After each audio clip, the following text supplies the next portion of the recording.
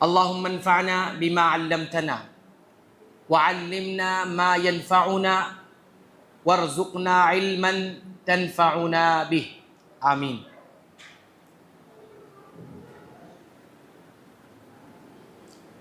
اللہ تعالیٰ کی سنت میں ایک سنت یہ بھی ہے کہ اللہ تعالیٰ استدراج اور تدرج یہ دو قانون دنیا میں لاگو کرتے ہیں۔ استدراج اور تدرج۔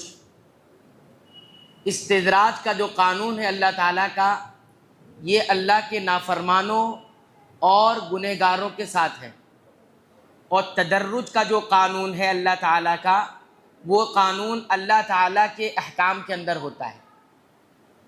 استدراج اور تدرج کا معنی یہ ہوتا ہے کہ کسی کام کو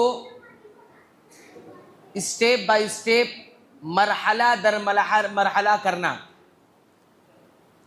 استدراج سمجھ لیجیے آپ کہ جب اللہ کے بندے نافرمان ہو جاتے ہیں اور گنہگار ہو جاتے ہیں تو اللہ تعالیٰ دھیرے دھیرے انہیں مہلت دیتے ہوئے انہیں عذاب کی طرف لے کر جاتا ہے۔ اس کو قانون استدراج کہا جاتا ہے۔ اللہ تعالیٰ نے اس کا تذکرہ قرآن میں کیا، والذین کذبوا بآیاتنا، وہ لوگ جنہوں نے ہماری آیات کو جھٹلا دیا، یعنی گنہگار ہو گئے، نافرمانی کر لی۔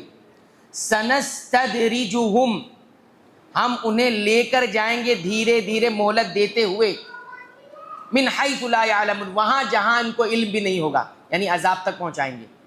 تو مہلت دے کر دھیرے دھیرے عذاب کی طرف لے جانا، اس کو قانون استدراج کہا جاتا ہے۔ تو کبھی بھی یہ نہ سوچے کہ کوئی آدمی نعمتوں میں پل رہا ہے لیکن نافرمان ہے، نافرمانی گناہوں کے باوجود بھی نعمتوں میں پل رہا ہے، سب کچھ دیکھ رہا ہے، تو اس کا ہرگز یہ مطلب نہیں کہ اللہ رب العالمین کے یہاں اس کا کوئی مقام ہے اور وہ رحمت میں ہے، نہیں، وہ قانون استدراج کے تحت زندگی گزار رہا ہے۔ تو اس کو استدراج کہتے ہیں جو گنہگاروں کے ساتھ تعلق رکھتا ہے۔ اب آتے ہیں تدرج کی طرف۔ اللہ تعالیٰ کی سنت میں ایک تدرج ہے۔ تدرج کسے کہتے ہیں؟ اللہ تعالیٰ کوئی حکم انسانوں پر لاگو کرتے ہیں، چاہے وہ کرنے والا حکم ہو اور چاہے وہ رکنے والا حکم ہو۔ کسی چیز کو کرنے کا حکم ہو یا کسی چیز سے روکنے کا حکم ہے، ان دونوں حکموں کو بھی اللہ رب العالمین کیا کرتے ہیں؟ اسٹیپ بائی اسٹیپ کرتے ہیں۔ شرعی احکام میں اللہ تعالیٰ مرحلہ در مرحلہ، جس کو اردو والے کہتے ہیں، اس انداز سے لاگو کرتے ہیں۔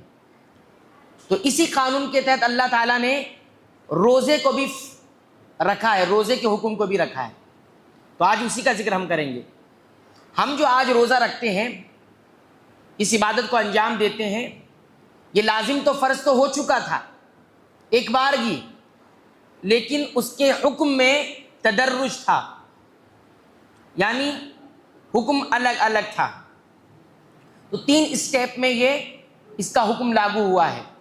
فرض اور لازم تو شروع سے ہی تھا، ابتدا سے، جیسے کتب علیکم الصیام کی آیت اتری کہ تم پر روزے فرض کر دیے گئے، لازم ہو گیا تھا سب پر، لیکن حکم اس کا 3 مرحلوں میں آیا ہے۔ اب مثال سے بات واضح ہو جائے گی۔ پہلا مرحلہ کیا تھا اس میں؟ پہلا مرحلہ تو لازم تھا، اسٹیپ یہ تھا کہ لازم تو تھا، فرض تو تھا، لیکن تخییر، اختیار تھا، آپشن تھا۔ آپشن کیا تھا؟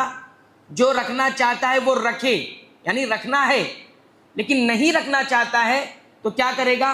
فدیہ دے دے گا، ایک مسکین کو کھانا کھلا دے گا اور اس دن کا روزہ چھوڑ سکتا ہے۔ اس کی دلیل قرآن میں موجود ہے، وَعَلَى الَّذِينَ يُطِيقُونَهُ فِدْيَةٌ، جو طاقت بھی رکھتا ہے لیکن چھوڑنا چاہتا ہے روزہ تو کیا کرے گا؟ فدیہ دے کر چھوٹ جائے گا، نہیں رکھے گا، چلے گا اس کو۔ یہ پہلا حکم تھا، کرنا تو تھا لیکن فدیہ دے کے جان چھڑانا تھا۔ یہ حکم کینسل ہو گیا، ختم کر دیا اللہ تعالیٰ نے۔ کیا کر دیا؟ ختم کر دیا۔ اس کے بعد حکم یہ آیا کہ یہ اختیار نہیں رہے گا۔ اب کیا ہے؟ اب یہ تھا کہ اب روزہ تو رکھنا ہی رکھنا ہے، سب پر رکھنا ہے، فدیہ دینے کا مسئلہ نہیں ہے، بیمار اور مسافر کو چھوڑنے کی بات ہو رہی۔ لیکن ایک حکم اور لاگو ہو گیا تھا، وہ یہ کہ افطار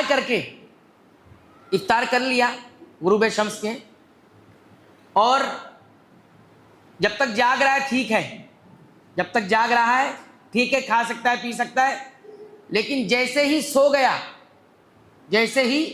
گیا اب اس کے سونے سے ہی اس کا روزہ شروع ہو جاتا تھا۔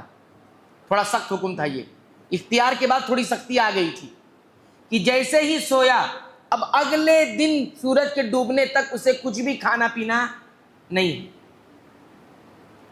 تو یہ دوسرا مرحلہ تھا، یعنی مثال کے طور پر کسی نے سورج ڈوبنے کے بعد افطاری کر لی، اب وہ جاگ رہا ہے، 8 بجے تک جاگا، 9 بجے تک جاگا، 10 بجے تک جاگا، سو گیا 10 بجے، اس کا روزہ کیا ہو گیا؟ شروع ہو گیا 10 بجے سے، اب اگلے دن تک سورج کے غروب ہونے تک اس کا روزہ رہے گا۔ یہ دوسرا اسٹیپ تھا، یہ بھی حکم کینسل ہو گیا۔ کیا ہو گیا؟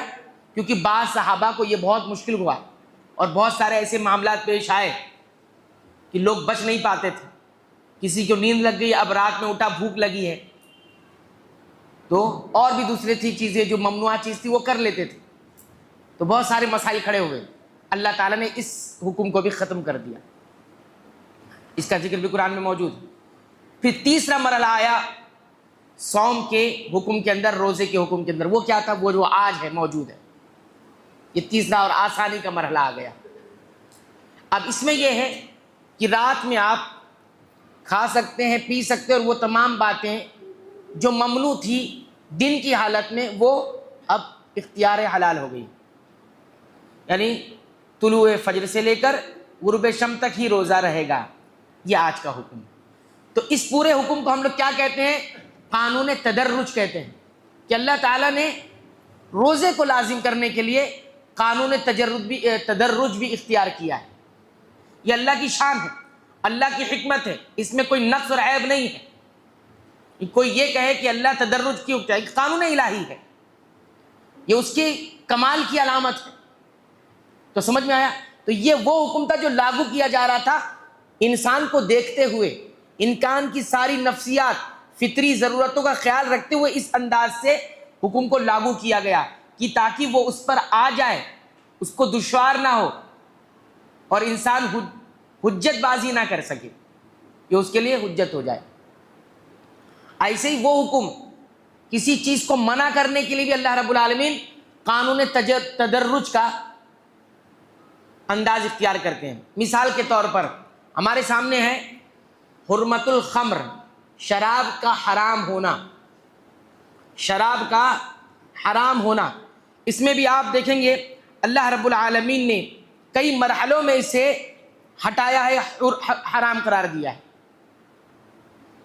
3 مرحلے اس کے اندر بھی موجود ہیں، وہی قانون تدرج کے تحت۔ دیکھیں اللہ تعالیٰ نے پہلے شراب ایسی تھی کہ لوگ اس کو اچھا سمجھتے تھے، پیتے تھے، عرب خاص طور پر۔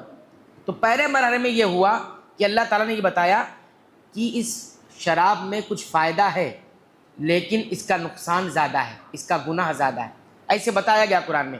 یسألونک عن الخمر والمیسر، یہ جوئے اور شراب کے بارے میں پوچھتے ہیں آپ سے، تو ان سے کہو فیہما اثم کبیر، اس میں بہت بڑا گناہ ہے، ومنافع للناس، ہاں انسانوں کے کچھ فائدے بھی اس کے اندر موجود ہیں، وَإِثْمُهُمَا أَكْبَرُ مِن نَفْعِهِمَا، لیکن یہ بھی سن لو ان دونوں کا گناہ یعنی شراب اور جوئے کا گناہ یہ زیادہ بڑا ہے اس کے نفع کے۔ تو صرف اتنا بتایا گیا، حرام نہیں ہوئی تھی، یہ بتایا گیا صرف ذہن سازی ہو رہی ہے۔ کیا ہو رہی ہے؟ مائنڈ سیٹ کیا جا رہا ہے کہ یہ ابھی حرام ہونے والی ہے، تو مائنڈ سیٹ کیا گیا، نہیں چھوٹ سکتی تھی آسانی سے۔ یہ پہلا مرحلہ تھا۔ دوسرے مرحلے میں، دوسرے اسٹیپ میں کیا ہوا؟ اللہ تعالیٰ نے روکا کہ پیتے ہو پیو، لیکن نماز کے قریب نہیں پینا ہے۔ حرام پھر بھی نہیں ہوا، لیکن یہ کہہ دیا گیا یا ایھا الذین آمنوا لا تقربوا الصلاۃ، تم نماز کے قریب مت جاؤ۔ کب؟ وانتم سکارا، جب تم نشے میں رہو، شراب پیے رہے ہو تو اس وقت صلاۃ کے قریب، یعنی یہ بتا دیا گیا کہ اب ظاہر سی بات ہے مومن تھے، نماز 5 وقت کی ادا کرنا تھا، تو دیکھیے خود بخود مائنڈ سیٹ ہو رہا ہے کہ نماز پڑھنا ہی ہے، مائنڈ سیٹ ہونے لگا کہ 5 مرتبہ نماز ہے، کیسے پئیں گے، کب پئیں گے، سیٹ کرنے لگے اپنے آپ، یہ سیٹنگ ہو گئی ان کی۔ ایک جسم کے اندر وہ مادہ وہ قوت پیدا ہوتا گیا. یہ اللہ رب العالمین کی کتنی بڑی رحمت ہے. تو قانون تدرج اس کے نقص نہیں ہے, اس کی کمی نہیں ہے, اس کا کمال ہے. یہ رب العالمین کا یہ کیا ہے؟ کمال ہے. یہ تیسرے مرحلے میں ابھی بھی شراب حرام نہیں ہوئی, لیکن نماز کے وقت پی کے آیا تو بہت غلط کام ہے. اور بھی بہت سارے مسائل اس میں پیدا ہوئے. اب تیسرا مرحلہ آیا خمر یعنی شراب کی حرمت کا, حرام ہونے کا. وہ یہ تھا کہ سرے سے شراب جب پورا سیٹ ہو گیا, انسان اس چیز کے لیے تیار ہو گیا, تو حرام قرار دے دی گئی. کیا فرمایا اللہ تعالیٰ نے؟ انما الخمر والمیسر والانصاب والازلام رجس من عمل الشیطان فاجتنبوہ. بہت ساری باتیں اس میں دو بار ذکر کرتا ہوں. بلا شبہ یہ خمر یعنی شراب, والمیسر اور جوئے اور شراب, اور اس کے ساتھ اور بھی باتیں وہ ذکر نہیں کر رہا ہوں میں. یہ بلا شبہ رجسن گندگی ہے, پلید ہے. کیا ہے یہ؟ گندگی. تو پہلی نفسیات انسان کو یہ سمجھنی چاہیے, جوا گندگی, خمر گندگی, روحانی گندگی ہے یہ, جسمانی گندگی ہے یہ, اخلاقی گندگی ہے یہ. رجسن کے اندر سارے معنی ہیں. ایک چیز پھر کہا من عمل الشیطان, یہ شیطان کا عمل ہے. دوسرا بتایا تمہارا ایک دشمن ہے نا, وہ دشمن کی کوالٹی ہے یہ. تو دشمن کی طرح بنتا ہے کوئی؟ دشمن کی تو مخالفت کرتا ہے, دشمن کے اگینسٹ میں رہتا ہے. آپ کو بتا دیا گیا کہ آپ کا دشمن شیطان ہے, تو شیطان کا یہ عمل ہے, تو پھر دشمن کی طرح کیوں بنے گا انسان؟ تو ایک گندگی کہہ دیا اور ایک کیا کہہ دیا؟ شیطان کا عمل ہے. تو اب حکم دے دیا فاجتنبوا, اب اس سے دور رہو. کیا رہو؟ تو مکمل طور سے شراب کیا ہو گئی؟ حرام ہو گئی. اب کسی بھی درجے میں شراب, کسی بھی درجے میں, کسی بھی حالت میں, کسی بھی وقت حلال نہیں ہے. کسی مسلمان کے ذہن و دماغ میں یہ آنا ہی نہیں چاہیے کہ شراب حلال ہے, کسی کنڈیشن میں حلال ہو جاتی ہے. نہیں, رجس ہے, عمل الشیطان ہے, لہذا اس سے بچنا ہے. اب جو شراب پیتے ہیں وہ گندگی کرتے ہیں اور عمل شیطان کرتے ہیں, شیطانی عمل ہے, اور حرام کا ارتکاب کرتے ہیں, حرمت الخمر کو پامال کرتے ہیں. یہ بھی آپ دیکھ رہے ہیں 3 اسٹیپ میں ہم یہ دیکھتے ہیں کہ اللہ رب العالمین نے کسی چیز کو ہٹایا ہے, حرام قرار دیا ہے. تو روزے کے تعلق سے ہمارا کہنا یہ ہے کہ روزہ لازم اور فرض ہو چکا تھا پہلے ہی مرحلے میں, چھٹکارا نہیں تھا, لیکن 3 اسٹیپ اس کے تھے. پہلے میں تخییر, اختیار تھا, آپشن تھا, پیسہ دے کے روزہ نہیں بھی رکھ سکتے ہو لیکن رکھنا ہے, رکھو گے ٹھیک, نہیں رکھنا ہے تو پیسہ دو, فدیہ دو یعنی. اور اس کے بعد جو ہے دوسرے مرحلے میں یہ حکم ختم ہو گیا. یاد رکھیے دوسرا حکم کیا آیا؟ وہ یہ آیا کہ رکھنا ہی رکھنا ہے, لیکن ایک سختی آ گئی اس میں, ایک سخت شدت قسم کی چیز آ گئی. وہ کیا تھی؟ وہ یہ کہ جیسے ہی سو گیا آپ کا روزہ کاؤنٹ ہونا شروع ہو جائے گا, روزے کے ٹائم کا کاؤنٹ شروع ہو گیا. اور تیسرے مرحلے میں آسانی کا مرحلہ ہے جو آج تک ہے اور قیامت تک اسی پر باقی رہے گا, کوئی اس کو بدل نہیں سکتا. کوئی کہے 1 گھنٹے کا روزہ ہے, کوئی دیکھے 6 گھنٹے کا روزہ, نہیں, طلوع فجر سے لے کر غروب شمس تک جتنے گھنٹے اتنا ہی روزہ رہے گا, اور یہ قیامت تک رہے گا. اس میں تبدیلی نہیں ہو سکتی اور نہ کی جا سکتی ہے, نہ کچھ اضافہ نہ کچھ کمی. یہ ہے دین. تو یہ تدرج والی بات روزے کے تعلق سے بھی یاد رکھیں, اللہ نے ہمارے لیے کیا کر دی؟ یہ آسانی کر دی. تو روزے کی فقہ میں اور فقہ الصیام میں یہ بات بھی ذہن نشی ہونی چاہیے کہ روزے کا حکم 3 مرحلوں میں لاگو ہوا ہے. اس کو ہم کیا کہتے ہیں؟ قانون تدرج. کیا کہتے ہیں؟ تدرج. اور جو گنہگار کے ساتھ ہے اس کو کیا کہتے ہیں؟ قانون استدراج. ہاں یاد رکھنا, ٹھیک ہے. آج انشاءاللہ یہ دیکھیں گے کہ بچے جو روزہ رکھتے ہیں اس کا کیا حکم ہے. فضیلت الشیخ محمد بن صالح العثیمین رحمہ اللہ سے یہ پوچھا گیا کہ بچوں کو روزے کا حکم دیا جائے گا جبکہ وہ 15 سال کے ہو جائیں یا اس سے کم ہو, 15 سال سے کم ہو, تو کیا انہیں روزہ رکھنے کا حکم دیا جائے گا جیسے نماز کا حکم دیا جاتا ہے نا؟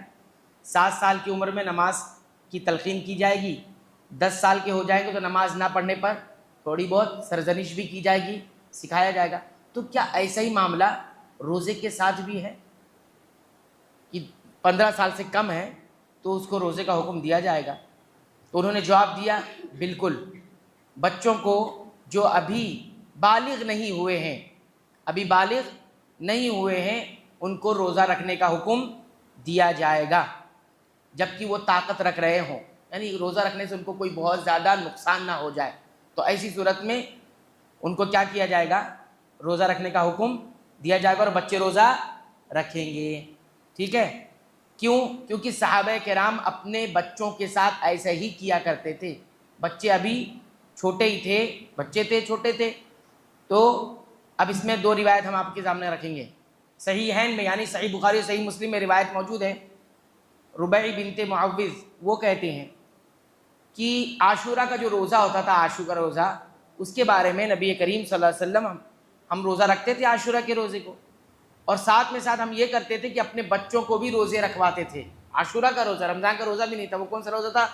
عاشورہ کا، 10ویں محرم کا روزہ.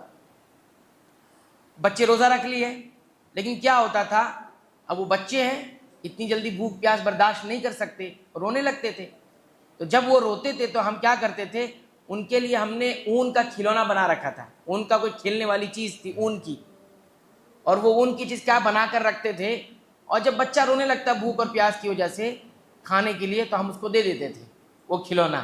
اب وہ کھلونے میں کیا ہو گیا، مصروف ہو گیا، بزی ہو گیا، یہاں تک کہ کیا ہو جاتا، افطار کا وقت آ جاتا تھا.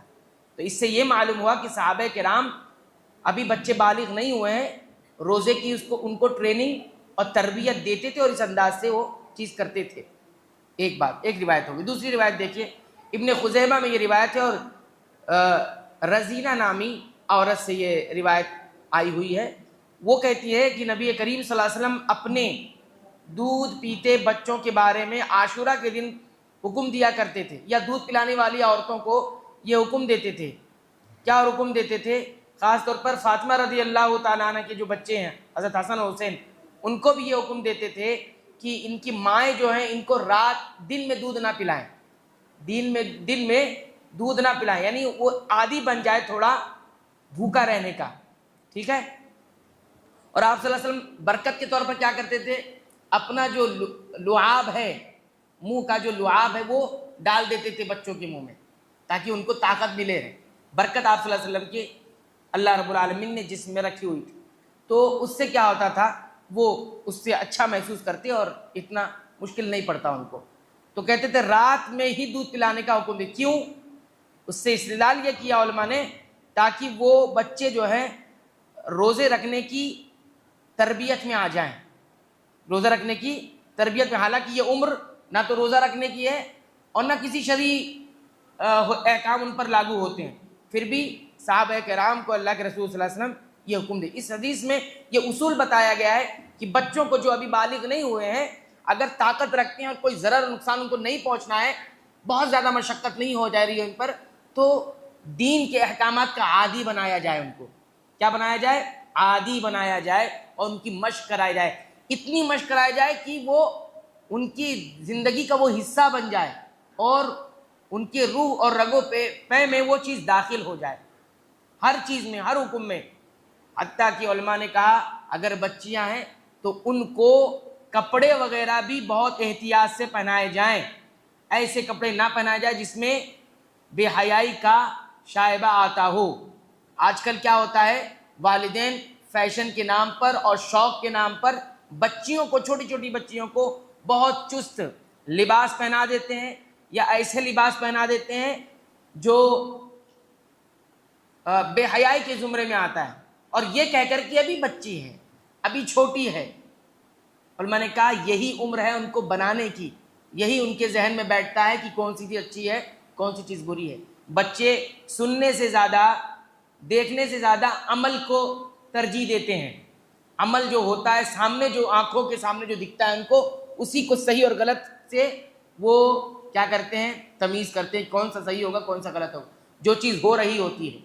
اس لیے بچوں کے سامنے اور بچوں کے سامنے کوئی ایسا عمل نہ کیا جائے کہ ان کی تربیت غلط ہو جائے. تو اس حدیث میں یہ اصل بتائی گئی ہے. تو پہلی بات ہمیں یہ معلوم ہوئی کہ چھوٹے بچوں کو کیا کرنا چاہیے، روزے کا حکم دینا چاہیے. حالانکہ وہ مکلف نہیں ہے، یہ صرف تمرین کے لیے اور مشق کے لیے. دوسری بات، یہ بھی معلوم ہونا چاہیے کہ جو والدین خواہ باپ ہو چاہے ماں ہو وہ کچھ ایسے ہیں جو اپنے بچوں کو روکتے ہیں روزہ رکھنے سے، شفقت میں، پیار میں، لاڈ میں۔ صحابہ کرام سے زیادہ تو آپ محبت نہیں کر سکتے نا اپنے بچوں سے۔ صحابہ کرام کی محبتیں اللہ کے حکم کے تابع ہوتی تھی، انسانی ناطے سے تو محبت ہوتی تھی، لیکن اللہ کی شرعی حکم کے ناحیے سے وہ محبت کرتے تھے امانت کے طور پر۔ بچے امانت ہے، پھر بھی وہ اپنے بچوں کو کیا کرتے تھے؟ روزے کی ترغیب دیتے تھے اور روزے رکھواتے تھے۔ تو کوئی یہ کہے گا چھوٹے بچے ہیں، شفقت ہے، نہیں دیں گے، تو یہ درست بات نہیں ہے، بلکہ ان کو یہ اس بات کا خیال رکھنا چاہیے۔ نبی کریم صلی اللہ علیہ وسلم نے فرمایا آدمی اپنے گھر والوں کے سلسلے میں ذمہ دار ہے اور اس کی ذمہ داری کا سوال ہوگا۔ اگر آپ نے عادت نہیں ڈالی اور بچہ بے روزہ دار نہیں رہا تو کس کا قصور ہوگا اس میں؟ بچے کا تو بالغ ہونے کے بعد قصور ہوگا، لیکن اس سے پہلے کون قصوروار ٹھہرائے گا؟ ماں اور باپ قصوروار ٹھہرائیں گے کہ آپ نے اس کو سکھایا کیوں نہیں، بتایا کیوں نہیں۔ اور وہ ماں باپ جو خود روزہ نہیں رکھتے بچوں کے سامنے، وہ بھی برابر کے شریک ہوں گے، کیونکہ بچہ والدین سے سیکھتا ہے، دنیا سے سیکھے نہ سیکھے لیکن والدین سے وہ سیکھے گا۔ دنیا تو ہو سکتا ہے جواب دہ نہ ہو، لیکن ماں باپ تو بہرحال اللہ کے ہاں جواب دہ ہوں گے ہی۔ لہذا اللہ کے رسول نے فرمایا کہ آدمی اپنے گھر والوں کا ذمہ دار ہے۔ گھر میں کون؟ اپنے بچے، بیوی۔ ایسے ہی عورت سے یہ کہا، خاتون سے یہ کہا، ماں سے، کہ وہ اپنے شوہر کے گھر کی اور اس کے بچوں کی ذمہ دار ہے، تربیت کی۔ تو یہ مرحلہ جو ہوتا ہے بالغ ہونے سے پہلے کا مرحلہ، اس میں بچوں کو سکھلایا جائے، جو بھی حکمت ہو سکتی ہے، جس انداز کی ہو سکتی ہے، اس میں شریعت کے جو احکامات ہیں جو ابھی لاگو نہیں ہوئے، ہاں کوئی رکھتا ہے روزہ اس کو اجر ملے گا، بچوں کو بھی اجر ملے گا، مکلف نہیں ہے پھر بھی اللہ تعالیٰ اجر دے گا چونکہ نیکی لکھا ہے۔ اور والدین کو بھی اجر ملے گا، کس چیز کا؟ اچھی تربیت کرنے کا اجر ملے گا، اچھی تربیت کرنے کا بھی اس کو اجر ملے گا۔ تو بہرحال آج کی گفتگو یہ ہوئی کہ 15 سال سے کم یعنی بالغ ہونے سے ابھی بالغ نہیں ہوئے بچے، تو ان کو روزہ رکھوانے کا حکم کیا ہے، تو وہ ذکر کیا گیا۔ اللہ تعالیٰ سے دعا ہے رب العالمین تو ہمیں فقہ الصیام یعنی روزے کی سمجھ، عبادت کی سمجھنے کی توفیق عطا فرما اور کما حق اسے ادا کرنے کی توفیق عطا فرما۔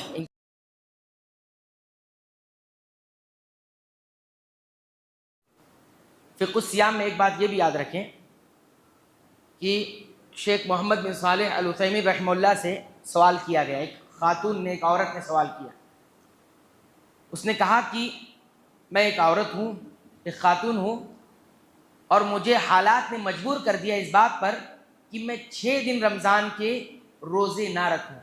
حالات نے مجھے ایسا مجبور کر دیا کہ میں 6 دن رمضان کے روزے نہیں رکھ سکی۔ اور وہ حالات کیا مجبوری تھی؟ اس نے کہا کہ امتحانات شروع ہو گئے رمضان سے ہوتے، جیسے ہی رمضان شروع ہوا میرے امتحانات شروع ہو گئے، تو یہ حالات آ گئے اور میں 6 دن روزے نہیں رکھی۔ اور کہتی ہیں وہ کہ سلیبس جو تھا وہ بہت مشکل تھا، اور اگر میں روزہ رکھتی تو پھر میں اس سلیبس کو برابر اس کی تیاری نہیں کر پاتی، اس ایگزام کی تیاری نہیں کر پاتی، اس لیے میں نے روزہ نہیں رکھا، چھوڑ دیا۔ پھر پوچھتی ہیں کہ میں کیا کروں کہ اللہ مجھے معاف کر دے، میں کیا کروں کہ اللہ مجھے معاف کر دے؟ تو شیخ نے جواب دیا، انہوں نے کہا سب سے پہلے تو یہ بولنا کہ حالات نے مجھے مجبور کر دیا ہے، یہ خطا ہے، غلطی ہے۔ کیا؟ حالات نے مجبور کر دیا، یہ کہنا کیا ہے؟ حالات ایسے ہو گئے میں مجبور ہو گیا، یہ درست نہیں ہے، عقیدے کے اعتبار سے درست نہیں ہے۔ یہ ایسی ہو جائے گا لا یکلف اللہ نفسا الا وسعها، کہ اللہ تعالیٰ انسان کو اتنا ہی مکلف کرتے ہیں جتنا وہ کر سکتا، اس کے بس اور طاقت میں ہے، کوئی اسے مجبور نہیں کر سکتا۔ اور حالات سے وقت نے مجھے مجبور کر دیا، حالات نے مجھے مجبور کر دیا، تو حالات سے کیا مراد یا وقت سے کیا مراد؟ کچھ لوگ وقت کو خدا بھی مانتے ہیں، وقت کیا مانتے ہیں؟ خدا مانتے ہیں، زمانے کو بھی خدا مانتے ہیں کچھ لوگ، ہے نا، یہ عقیدہ ہے۔ لہذا اس طرح کے جملے نہیں کہیں، ہاں یہ کہیں گے میرے پاس ایسی مشکل آ گئی، ایسی مصیبت آ گئی، انہوں نے صحیح کرتے ہوئے کہا، بلکہ یہ کہو کہ ایک مشکل پیش آ گئی، میں مشکل میں آ گئی، ایک مصیبت آ گئی، ایک رکاوٹ آ گئی جس کی وجہ سے میں روزہ نہیں رکھ پایا، لیکن ایسا کہنا کہ حالات نے مجھے مجبور کیا، وقت کے ہاتھوں میں مجبور ہو گیا، یہ کہنا درست نہیں ہے عقیدے کے اعتبار سے۔ پھر انہوں نے کہا دوسری بات یہ ہے جو سوال تھا کہ امتحان کی وجہ سے رمضان میں روزے نہ رکھنا یہ غلطی ہے اور یہ جائز نہیں ہے۔ امتحانات کی وجہ سے روزے نہ رکھنا یہ غلطی ہے اور جائز نہیں ہے، بلکہ امکان موجود ہے تیاری کرنے کے لیے۔ کون سا امتحان ایسا ہے کہ جس میں انسان کو مشقت میں ڈال دیا جاتا ہے؟ انہوں نے کہا تیاری کے لیے رات کا وقت بھی ہے، آپ رات کے وقت تیاری کریں اور روزے میں مشقت تھوڑی اٹھائیں۔ روزہ صبر اور مشقت والی عبادت، ساری عبادتوں میں مشقت نہیں آتی، لیکن روزے ایسی عبادت ہے جس میں زیادہ تر مشقت اٹھانی پڑتی ہے۔ بہت سارے ایسے لوگ ہیں محنت پیشہ لوگ ہیں، یعنی جن کا کام ہی محنت والا ہے، مزدور طبقہ ہے، وہ بھی روزہ رکھتا ہے، ہاں، اور جو حمال ہوتے ہیں، کلی جیسے ہم سے دیکھ لیں اسٹیشنوں پر ہوتے ہیں، یا آپ دیکھیں گے دیگر اور جگہوں پر کام کرنے والے وہ بوجھ اٹھاتے ہیں، وہ بھی تو کام کرتے ہیں، ان سب کو یہ حکم ہے کہ وہ مشقت برداشت کریں گے، الا یہ کہ اس کو کرنے سے ان کے جان کا نقصان ہو سکتا ہے، ہاں، تو وہ ایک الگ فتویٰ ہوگا، لیکن انہوں نے کہا کہ یہ درست نہیں ہے، جائز نہیں ہے، رات میں تیاری ہو سکتی ہے، مراجعہ ہو سکتا ہے، یہاں ایسی کوئی ضرورت نہیں ہوتی ہے کہ انسان روزہ چھوڑ دے، لہٰذا اب آپ پر ضروری ہے کہ آپ اللہ سے توبہ کریں گے اور ان 6 روزوں کی کیا کریں گی؟ قضا کریں گی، 6 روزوں کی کیا کریں گی؟ قضا کریں گی اور اللہ سے توبہ کریں گی، کیونکہ یہ آپ کا کہنا کہ حالات نے مجبور کر دیا، یہ سوائے بہانے اور تعویل کے کچھ بھی نہیں ہے، بلکہ آپ نے اس کو کمتر اور ہلکا سمجھتے ہوئے روزہ چھوڑا ہے۔ تو امتحان کوئی ایسی چیز نہیں ہے کہ جس سے انسان روزے کو ترک کر دے۔ آج بہت سارے نوجوان بھی روزہ رکھیں، بولے امتحان چل رہے تو روزہ نہیں رکھ سکتے۔ امتحان چل رہے ہیں، کون سا ایگزام دے رہے، کون سا امتحان ہے؟ آج کل تو الحمدللہ اتنی سہولت ہے، پیدل تو جانا نہیں پڑتا ہے کہ پیدل چل کے کہیں جانا ہو امتحان سینٹر پہ، ایسا بھی نہیں ہے، زیادہ تر ترقیاں ہو گئی ہے، سہولتیں بہت آ گئی، اور ایگزام ہال بھی جہاں ہے وہاں بھی الحمدللہ کافی سہولتیں ہوتی ہیں، ٹھنڈا ماحول ہوتا ہے، ایسا بھی کچھ نہیں ہے، الا یہ کہ کوئی مجبوری آ جائے، بہت لمبا سفر طے کرنا ہوتا ہو، وہ بھی سواری نہیں ہوتی ہو، لیکن بہرحال امتحانوں کی وجہ سے روزہ ترک نہیں کیا جائے گا اگر روزہ فرض ہے انسان پر۔ تو یہ بات ہو گئی، امتحان کی وجہ سے روزہ نہیں چھوڑا جائے گا، اور کسی نے ایسا کیا تو توبہ اس پر شرط ہے، توبہ کیا کرے گا، اور جو روزے چھوٹ گئے ہیں اس کی قضا دے گا، یعنی قضا کرے گا اس کی۔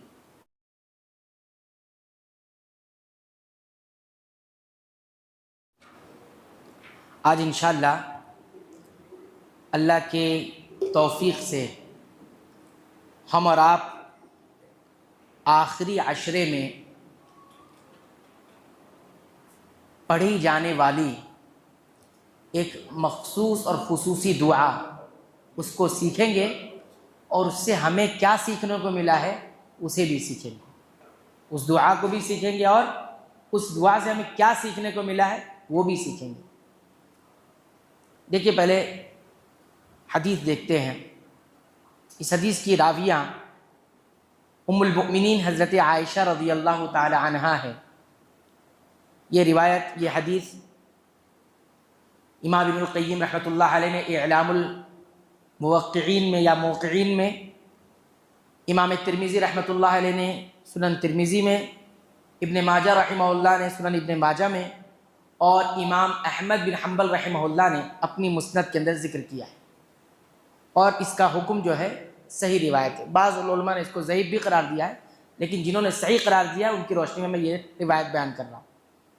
عائشہ رضی اللہ تعالیٰ عنہ فرماتی ہیں کہ انہوں نے اللہ کے رسول صلی اللہ علیہ وسلم سے کہا، کیا کہا؟ یا رسول اللہ صلی اللہ علیہ وسلم، اے اللہ کے رسول صلی اللہ علیہ وسلم، ارأیت، کیا خیال ہے، مجھے بتائیے، ان وافقت لیلۃ القدر، اگر مجھے یہ معلوم ہو جائے کہ میں قدر والی رات میں ہوں، مجھے ایسا محسوس ہو لگ جائے کہ یہ قدر والی رات ہے، لیلۃ القدر ہے، شب قدر ہے، فبما ادعو، تو میں اس رات میں کن کلمات سے اللہ سے دعا کروں، اللہ کو کن کلمات سے پکاروں؟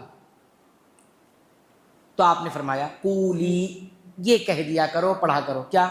اللہم انک عفو تحب العفو فاعف عنی، چھوٹی سی دعا ہے، اے اللہ بے شک تو بہت معاف کرنے والا ہے، گناہوں سے درگزر بھی کرتا ہے اور اس کے اثرات کو مٹا بھی دیتا ہے، نام اعمال سے بھی مٹا دیتا ہے، اتنا معاف کرنے والا ہے۔ تحب العفو، اور عفو کو، معاف کرنے کو پسند بھی فرماتا ہے، محبت بھی کرتا ہے اس سے، فاعف عنی، بس مجھے تو معاف کر دے۔ چھوٹی سی دعا نبی کریم صلی اللہ علیہ وسلم نے سکھائی، اور الحمدللہ ہم میں سے بیشتر لوگوں کو یہ دعا یاد بھی ہوگی، نہیں یاد ہے تو یاد کر لیجئے گا عشرے کے آنے سے پہلے پہلے۔ اب دیکھیے یہ حدیث ہمارے سامنے آ گئی، اس حدیث سے ہمیں بہت ساری باتیں سیکھنے کو ملتی ہیں، لیکن میں یہاں صرف آپ کے سامنے 8 باتیں ذکر کروں گا۔ کتنی باتیں؟ 8 باتیں، اور ان 8 باتوں کے ذریعے ہماری تربیت ہوگی۔ ہم رسول اکرم صلی اللہ علیہ وسلم کی زندگی ہمارے لیے کیا ہے؟ اسوہ ہے، رول ماڈل ہے، آئیڈیل ہے، اور انہی کی باتوں سے، اعمال سے، سیرت سے ہم سیکھتے ہیں۔ تو اس حدیث سے ہم 8 باتیں انشاءاللہ سیکھیں گے۔ پہلی بات تو ہمیں یہ معلوم ہوئی کہ عائشہ رضی اللہ تعالی عنہا یہ وہ چیزیں سیکھنے کی اتنی زیادہ چاہت رکھتی تھی جو نفع پہنچائے۔ دیکھیے آپ، عائشہ رضی اللہ تعالی عنہا کتنی چاہت رکھ رہی ہیں کہ وہ پوچھتی ہیں کہ لیلۃ القدر اگر مجھے معلوم ہو جائے تو میں کیا پڑھوں؟ تو اس سے عائشہ رضی اللہ تعالی عنہا کے دین اور خاص طور پر وہ دعائیں جو ان کو فائدہ پہنچائے دنیا اور آخرت میں، اس کو سیکھنے کی حریص ہے۔ حریص مطلب چاہت رکھتی بہت زیادہ۔ تو اس سے سبق یہ ملا تمام لوگوں کو، اور بالخصوص خواتین کو، ہماری مائیں اور بہنوں کو، کیا سبق ملا؟ کہ انہیں بھی سیکھنا چاہیے، حرص رکھنا چاہیے کہ جہاں ہم بہت ساری چیزیں سیکھتے ہیں دنیا کی، وہیں پہ دین کی باتیں بھی سیکھنے کی حرص رکھیں، طلب علم کریں، کچھ دعائیں سیکھیں، معلوم کریں، ہے نا؟ سب کو یہ چیز ہے، لیکن خواتین کی چونکہ بات یہاں پر ذکر ہے، اس لیے حضرت عائشہ رضی اللہ تعالیٰ عنہ کون ہے؟ نبی کریم صلی اللہ علیہ وسلم کی چہیتی بیوی ہیں، ابو بکر صدیق رضی اللہ تعالیٰ عنہ کی بیٹی ہے، اور ان کا مقام کیا ہے؟ ان کا مقام، تمام علماء اس بات پر متفق ہے کہ امت کی ماؤں میں، امت کی عورتوں میں، پوری امت کی عورتوں میں سب سے زیادہ فقیہ عالمہ حضرت عائشہ رضی اللہ تعالیٰ عنہ، یعنی خواتین کی تعلیم کا کتنا فکر رسول اکرم صلی اللہ علیہ وسلم کرتے تھے۔ عائشہ رضی اللہ عنہ پوری عالمہ بنی، فقیہہ بنی۔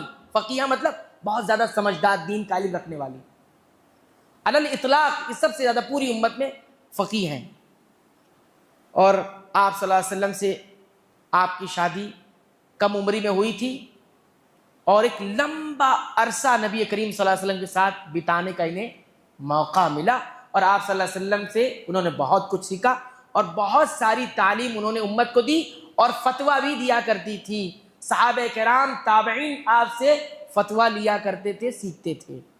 بہرحال ہمیں جو سیکھنے کو ملا وہ یہ کہ ہمیں حرص رکھنا چاہیے دین کی باتیں، اور وہ باتیں جو مفید ہوتی ہیں۔ ایک آدمی سوچے فائدہ ہوگا کہ نہیں ہوگا، یہ شیطان کا حربہ ہوتا ہے۔ سیکھنا چاہیے، دعائیں سیکھنی چاہیے، معلوم کرنی چاہیے۔ دیکھیے اتنی بڑی بات، اتنی پیاری دعا ہم کو کیسے ملی؟ اگر وہ حرص نہیں رکھتی، چاہت نہیں رکھتی، یہ دعائیں ہم کو ملتی نہیں ملتی۔ ان کی چاہت رکھنے کی وجہ سے آج تک ہمیں یہ دعا معلوم ہے۔ اگر ہم میں سے کوئی بچی، کوئی خاتون اگر ایک حرص رکھ لے اور ایک دعا سیکھ لے، سوچو کتنی نسلوں تک وہ دعا، وہ اچھی بات، وہ دین جائے گا، اور کتنا فائدہ ہوگا۔ یہ چیز ہم کو کرنی چاہیے۔ بس یہ پہلی بات ہوگی۔ دوسری بات جو ہمیں سیکھنے کو ملی وہ یہ کہ ہمیں یہ غور کرنے کا ہے کہ اللہ کے نبی صلی اللہ علیہ وسلم نے اس رات میں عفو معافی کی دعا کرنے کی خاص تلقین کیوں کر دی؟ حکمت کیا ہے اس کے پیچھے؟ یعنی آپ صلی اللہ علیہ وسلم بہت کچھ سکھا سکتے تھے نا، یہ مانگ لینا، یہ پڑھ لینا، یہ پڑھ لینا، یہ پڑھ، کچھ بھی نہیں، صرف ایک دعا، العفو مانگنا، معافی مانگنا اللہ سے۔ کیا مطلب ہے اس کی؟ آپ دیکھیں گے عفو کس کو بولتے ہیں؟ عفو اللہ، حضرت عباس بن عبد المطلب کہتے ہیں کہ رسول اکرم صلی اللہ علیہ وسلم اکثر صحابہ کو یہ تلقین کرتے رہتے تھے، رہنمائی کرتے رہتے تھے کہ دعا مانگا کریں۔ کیا مانگا کریں؟ اللہ سے عفو اور عافیت مانگا کرو ہمیشہ، عفو اور عافیت۔ کوئی بھی کام میں عفو اور عافیت مانگنا بہت ضروری ہے۔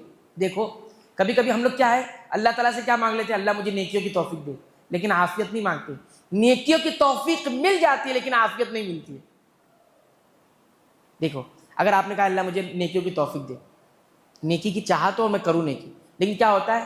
انسان بیمار ہو گیا، کر رہا ہے لیکن بیمار ہے، کر رہا ہے لیکن بیمار ہے۔ نیکیاں ہو تو رہی ہے لیکن بہت ساری دشواریاں ہیں، پریشانی ہے، لیکن عافیت بھی ساتھ میں آپ مانگیں گے کہ اللہ مجھے عافیت کے ساتھ نیکی کی توفیق دے، آپ دیکھیں گے آپ بہت چستی اور پھرتی کے ساتھ نیکی کریں گے، ہے نا؟ تو عافیت بہت مانگنا چاہیے۔ اللہم انی اسألک العفو والعافیۃ فی الدنیا والآخرہ۔ صبح و شام کے ذکر میں بھی دعا موجود ہے، عافیت کثرت، ایک دوسروں کو عافیت کی دعا بھی دینا چاہیے۔ ہم لوگ بعض اوقات دعا دیتے ہیں اللہ تعالیٰ آپ کو سلامت رکھے، دعا دیتے نا؟ نہیں، اللہ تعالیٰ آپ کو عافیت میں رکھے، اللہ تعالیٰ آپ کو عافیت دے۔ کچھ لوگ دعا کہ اللہ تعالیٰ آپ کو لمبی عمر دے، لمبی عمر کی دعا دینی چاہیے؟ نہیں دینی چاہیے۔ پھر کیسی دینی چاہیے؟ اللہ تعالیٰ آپ کو عافیت والی لمبی عمر دے۔ کیا؟ عافیت والی لمبی عمر دے، یعنی عافیت ہو زندگی میں۔ لمبی عمر تو بہت لوگوں کو ملی لیکن وہ زندگی میں کیا کرتے رہے؟ برائیاں کرتے رہے، ظلم و ستم میں رہے، بدبختی میں رہے۔ اور گناہوں کی لمبی عمر مل جائے تو کیا ہوگا؟ تو اس لیے عافیت کی دعا اپنے لیے بھی، گھر والوں کے لیے بھی، مال میں بھی، جان میں بھی، اور اولاد میں بھی، بیوی بچوں میں، سب کے لیے۔ اللہم انی اسألک العفو والعافیۃ فی الدنیا والآخرہ، اللہم انی اسألک العفو والعافیۃ فی دینی ودنیای واہلی ومالی، اللہم استر عوراتی وآمن روعاتی۔ لمبی دعا ہے نا۔ اب یہاں پہ دیکھنا ہم کو یہ ہے کہ لیلۃ القدر کے اندر اس عفو کو کیوں مانگا گیا، کیوں خاص طور پر نبی کریم صلی اللہ علیہ وسلم نے اس کا ذکر کیا ہے؟ اس کی حکمت ذکر کرتے ہوئے حافظ ابن رجب رحمہ اللہ کہتے ہیں کہ اللہ کے نبی صلی اللہ علیہ وسلم نے حضرت عائشہ کو حکم دیا کہ لیلۃ القدر میں عفو مانگو۔ عفو کا مطلب لوگ کیا کہتے ہیں ترجمہ اس کا؟ معافی مانگو، ہے نا؟ معافی اس لیے دیا، اور وہ بھی نیک اعمال تو وہ خوب کر رہے ہیں۔ عائشہ رضی اللہ تعالیٰ عنہا کے سامنے نبی کریم صلی اللہ علیہ وسلم کی پوری زندگی ہے کہ وہ لیلۃ القدر میں کیا کرتے تھے، خود وہ کیا کرتی تھی، اتنا کچھ کرنے کے بعد کہہ رہی ہیں کہ عفو کی دعا مانگو۔ اس میں یہ ہے کہ جو لوگ اعمال میں محنت کرتے ہیں، نیکیوں میں محنت کرتے ہیں، خوب محنت کرتے ہیں، تو وہ اپنے عمل کو کیا سمجھتے ہیں؟ کوئی عمل ہو، کوئی حالت ہو، کوئی بات ہو، اس کو اتنا زیادہ اہمیت نہیں دیتے کہ میں کر تو لیا ہوں۔ اصل اہمیت کس کی ہے؟ اللہ کی عفو کی، معافی کی ہے۔ وہ اس میں مبتلا نہیں ہوتے میں نے کر لیا۔ اب دیکھو ہم نے کیا ہے، تراویح کی نماز پڑھ لی، واہ اب تو جنت ہماری ہو گئی، ہاں؟ اور شیطان ایسے ہی بہکاتا، پہلے دن پڑھ لیے نا، شروع کے 4 دن پڑھ لیا نا، ابھی مہینہ ہے۔ یہ نہیں، یہ بتایا جا رہا ہے یہاں پہ کہ عفو جو مانگے گا وہ اجتہاد، محنت کرنے کے بعد مانگے گا، محنت کرنے کے بعد مانگے گا، اور اس کے اندر ہم لوگ اس کو کہتے ہیں خود پسندی نہیں آئے گی، ٹھیک ہے؟ تو یہ ایک بات ہوگی۔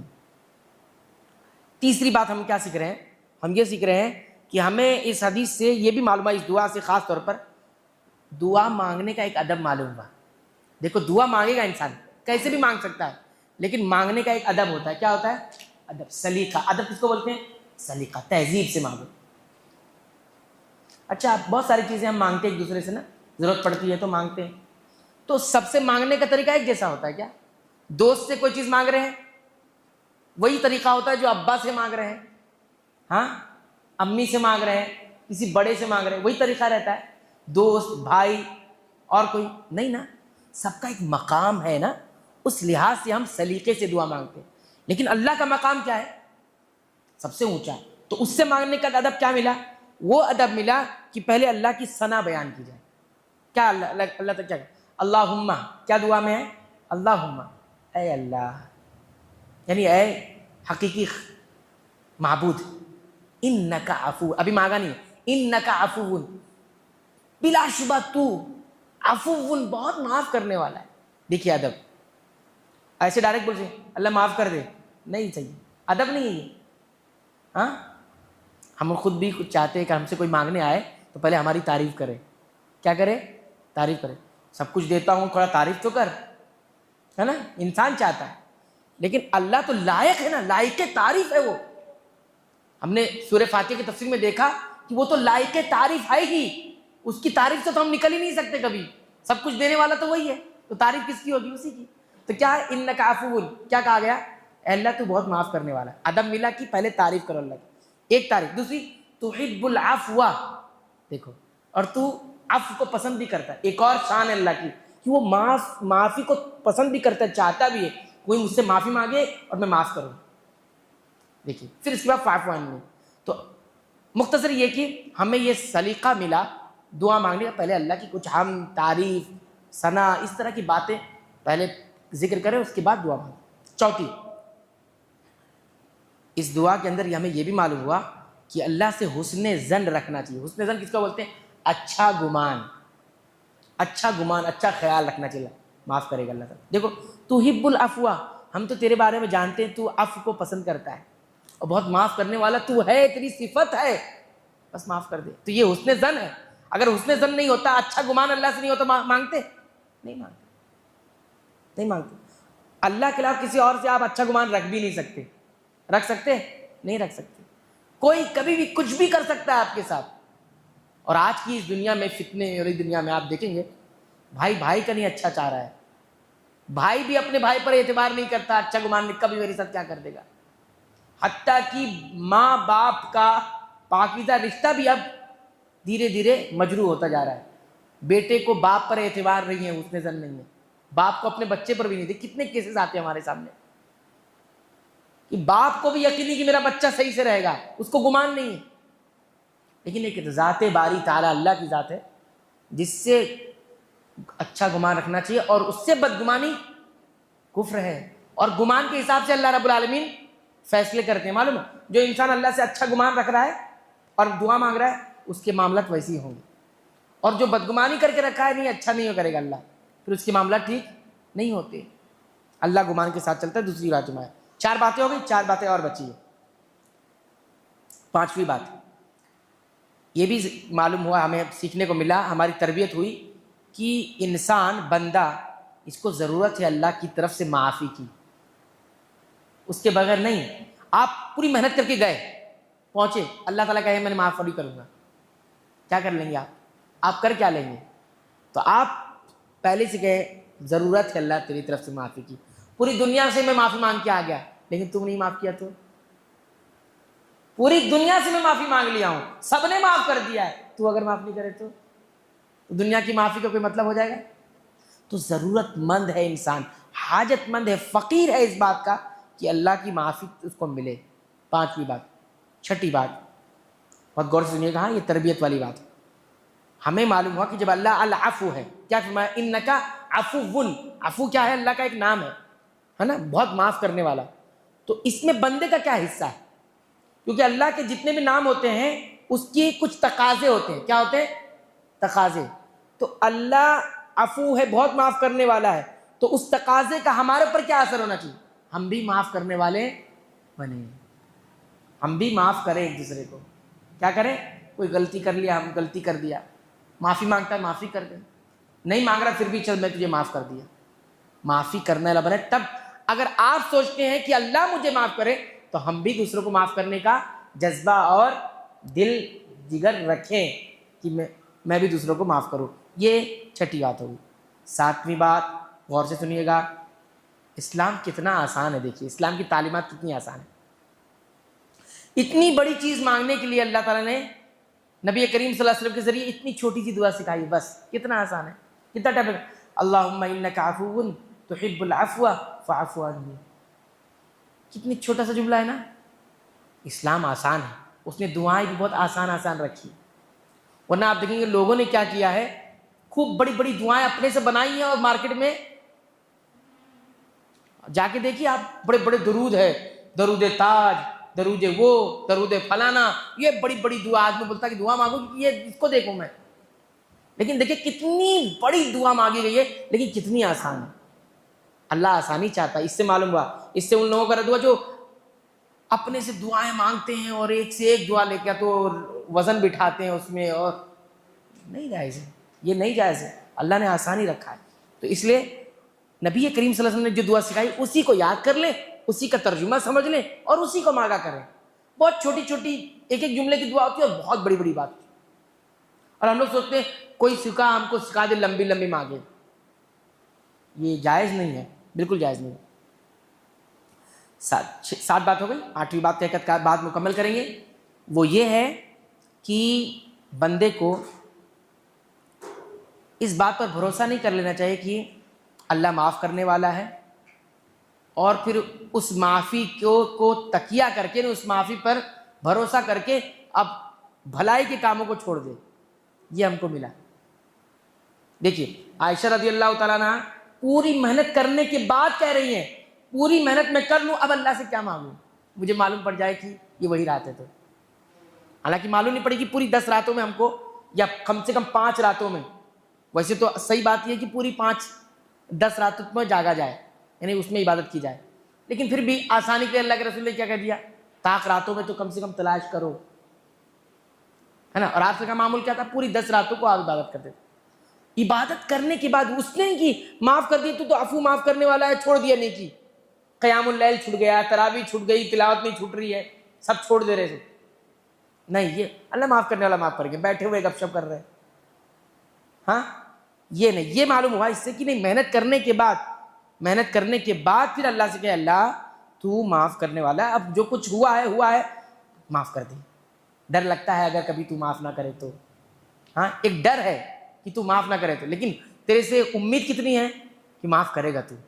تو مجھے یہاں تک لایا, میرے کھانے کا انتظام تو کرتا, پینے کے انتظام تو کرتا, ہواؤں کا میرے لیے انتظام تو نے کیا ہے, موسم میرے لیے بدلتا تو ہے, ہاں دھوپ میرے لیے تو نکالتا, ہاں رات میرے لیے آتی, دن میرے لیے آتا, میں چھوٹا تھا کس طرح مجھے پالا پوسا بڑا کیا, جوانی میں مجھے طاقت دی ہے, بچپن ماں باپ اچھے دیے, یہ سب کچھ تو کر رہا ہے نا, تو تیری امید بہت ہے کہ یہ سب کچھ کرنے کے بعد میں تیرے پاس جاؤں گا تو معاف بھی کر دیں گا. یہ امید ہے, یہ کیا ہے امید. لیکن اس امید میں انسان نیکی کرنا نہیں چھوڑے, نیکی کرنا نہیں چھوڑے. کبھی کبھی شیطان کیسے آتا ہے, بولتا اللہ غفور ہے مغفر کر دے گا, اللہ رحیم ہے رحم فرما دے گا, یہ بول کے کچھ نہیں کرواتا ہے, یہ بول کے سب چھڑوا دیتا ہے اور انسان بدبخت ہو جاتا ہے. اللہ تعالیٰ اسی بدبختی سے ہمیں بچائے. بہرحال ہمارے سامنے یہ رات آنے والی ہے, اللہ سے ہم دعا کرتے ہیں رب العالمین ہمیں سلامتی اور عافیت اور صحت مندی کے ساتھ اس رات تک ہمیں پہنچائے, اور اس راتوں کو خوب عبادتوں کے ساتھ ساتھ اللہ رب العالمین ہماری عبادتوں کو قبول فرما لے, اور اس رمضان کو, اس رات کو ہماری مغفرت فرما دے. اللہ ہمیں جہنم سے نجات دے دے. تو اس دعا کو بھی یاد کر لیں, اللہم انکا عفو تحب العفو فاعف عنی.